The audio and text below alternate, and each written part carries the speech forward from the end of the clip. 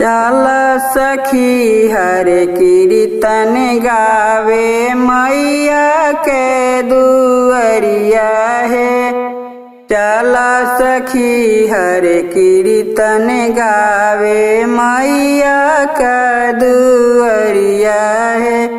मैया दुआरे हरियर निमिया बहेला शीतल बेअरिया है। बहेला शीतल बेअरिया है। चल सखी हरे कीर्तन गावे देवी का दुअरिया है। चल सखी हरे कीर्तन गावे मैया का दुअरिया है।